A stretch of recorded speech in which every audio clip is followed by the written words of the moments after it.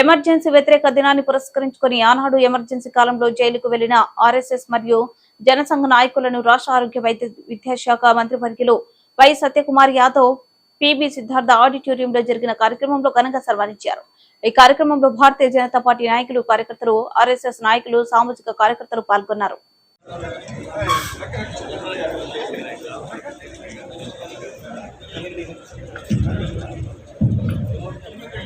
भारत माता की जय, भारत माता की जय, भारत माता की जय, भारत माता की जय, वंदे वंदे वंदे जय श्री राम, जय श्री राम, जय श्री राम, जय श्री राम, भारत माता के जय, वंदे मातरम।